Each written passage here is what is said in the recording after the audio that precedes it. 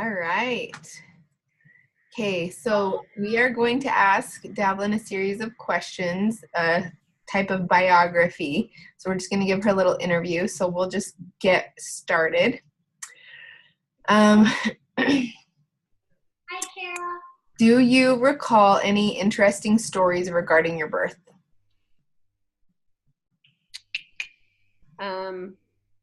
I was 2 weeks late. And so I have always chalked that up to I'm going to do things on my own time and not when someone else makes me do it. I didn't know that about you. That's cool. Okay. Did you have any pets as a child? What kind? We had a horse. I remember a horse. And we had cats and dogs, and that's all that I really remember. Hi, Kara. That's all that I really remember. Gotcha. Hey, buddy. I want to talk to Kara. Hey, bud. Hey. All right. What was your favorite game? We didn't play a lot of games, but I loved playing the Nintendo. Does that count? I mean, I really love Mario, and Tetris. Tetris was one of my favorites. Nice. Yes. Okay.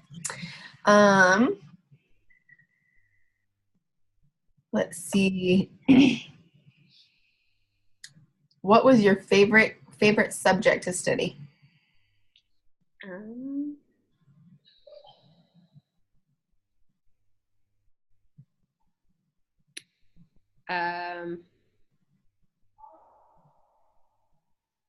The one that I really remember that I was really engulfed in, even though I didn't understand it well, was automotive and how the engine worked and stuff like that. That was one that I really remember, really, really wanting to have that desire to understand it, and reading it and stuff. And so that's probably one that really interested me. And I always loved math, even though, again, math was not a subject that came easy to me. But I really did. I enjoyed doing it. Liked it. Awesome. Okay. Did you have a teen idol? If so, who was it and how did they spark your interest?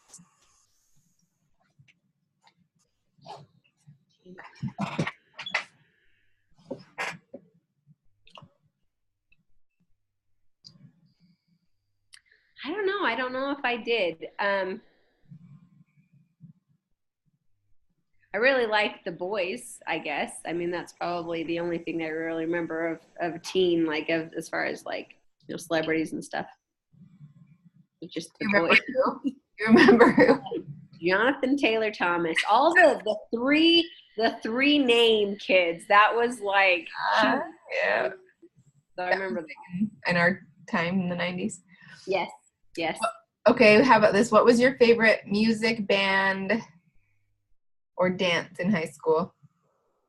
In high school, favorite music band would be oh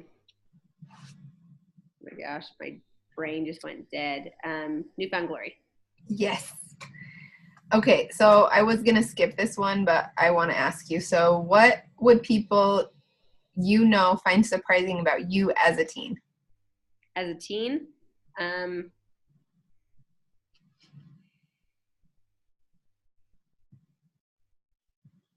probably that I was homeschooled. That would probably be the biggest one. Yeah. Okay. Did you attend college? If so, which one? If not, why? No, I did not, because I was so scared that I wouldn't be able to pass the SATs, that it would be something that said you're stupid and you can't get into college. So fear kept me from doing that, from pursuing that. Okay. What was your best job? Best job?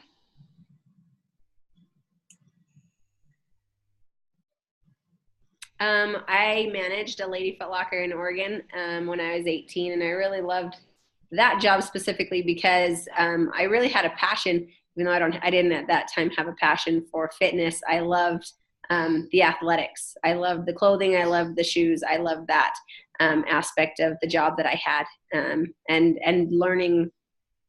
I could sell somebody something that would really benefit them and help them to make whatever, ease their day. Yeah, that is good. I like that. Okay, what was your worst job? How to be a maid. When I was a maid, that was not my favorite. I never have forgotten your the bathtub story about like the spa that was in a. Whoa, no, that was so bad. I still think about that with my jetted tub now, and every time I think of like filling that jetted tub up, I think of that. Oh, it was so gross. So. Okay, what would be your ideal job?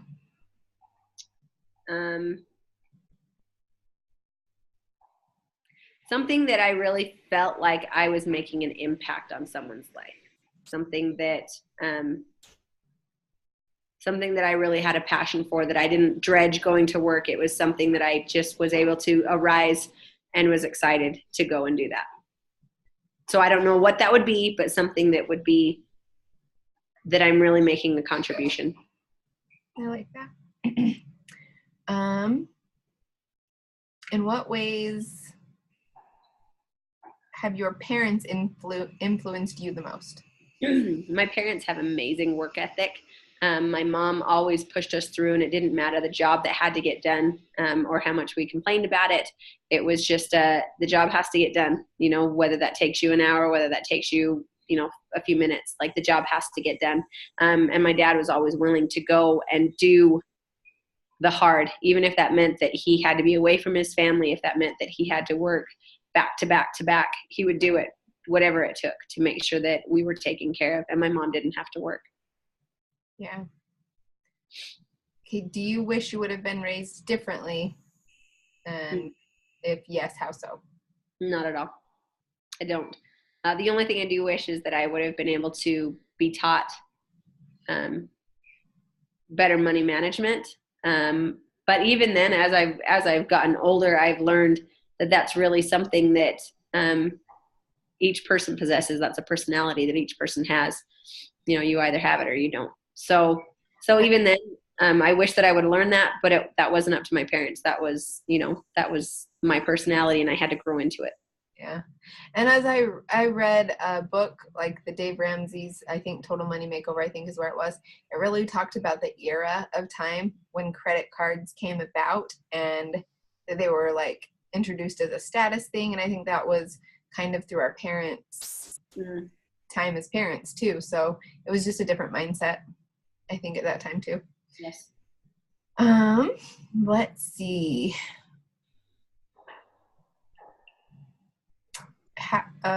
Do you believe in love at first sight? No, I don't. I think that there is you can see something and you can desire it. But I think love is something that has to be obtained. You have to work towards it. And I think continually too. I think you're right. Yeah. It's like always a work in progress. What was the most special way you've been shown you're loved? I've really thought about this. I've really tried to figure out what my love language is. And I love to serve others. So I guess that is a way that when people serve me, it's a way that they show me love. I guess acts of service probably would probably be, I guess, I don't know. Yeah, probably acts of service. Okay. Other than the present, which historical era would you have lived in? I don't know. I really, I love the simplicity of, like the 1800s, but I really would like flushing toilets, indoor plumbing, hot water, beds, electricity. Yeah. So I don't know. I don't know if I could have I do love the thought of the medieval times, except for the gospel wasn't on the earth then, and so that I think it would have been a very dark time. But I love the culture. I love that of medieval times. Yeah, I like it. Let's see. Have you ever fought for a political cause? Actually, let's say, have you ever got in a fight over politics? Let's say that. Yes. Yes. That's where I have a hard time though, because I would not have been very good in debate because I really struggle. I know what I believe. I don't know why I believe what I believe. And it's not because I'm going off of the belief of somebody else. I know it. It's just trying to express that to somebody and trying to defend what I believe is very difficult. So yes, I've gotten into an argument about it. But it's more because I didn't, I lacked that diplomatic way of communicating my opinion. What is your most memorable travel experience? Oh, well, when, let's see, it would have been about 11 years ago, 2006. And my in-laws took all of their kids to Cancun for Christmas. And we just found out I was expecting. And I had morning sickness the whole 10 days we were gone. And I threw up probably 7 times a day. It didn't matter which direction we went, whether it was on a bus, a car, train, whatever, it didn't matter. I was so sick and nothing helped. It would just hit me and it was bad. So that was very memorable because I knew where all the trash cans were. All right. What is the funniest thing that has ever happened to you? Oh man, I don't know. Funniest thing.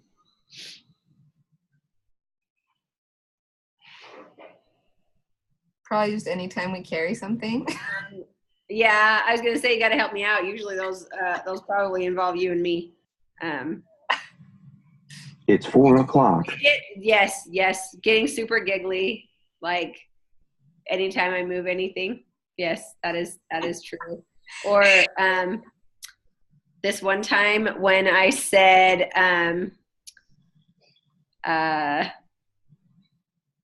samesies, and then my sister laughed really, really hard.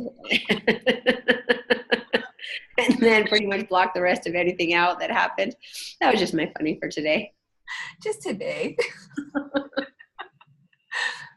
Samesies. Okay.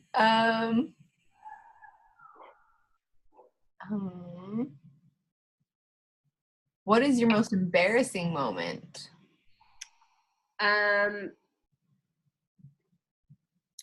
So I have 2 of them that were quite embarrassing. Well, I don't know. I have a lot of embarrassing moments, I guess, probably. So when I was pregnant with my my last child, Josh and I were going up to have a dinner with one of the general authorities that were coming to our area. And so again, I had morning sickness and I told Josh he had to pull over.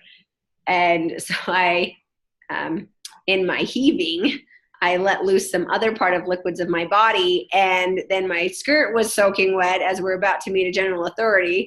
So I had to, thank heavens it was dark, but I lifted my skirt up to the vents on the car so the air, and I turned the heater on as high as it would go so that I could try and dry it out before we had to walk in and meet this general authority. Whoa, yes, that probably counts. Yeah, that was pretty bad. And then we were late because I had to stop and throw up, and that's just what happened. Walk in late and my skirt is wet, and yeah, it was fun. You didn't even have any kids with you to blame it on, so. No, I didn't. All right. If you could possess one superhuman power, what would it be?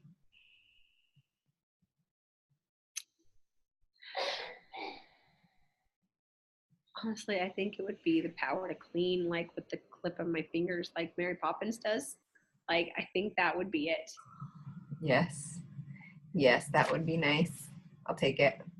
or to get ready, like blow drying my hair. I hate it. You know, if I could just, and it was, yeah, that would win. Okay.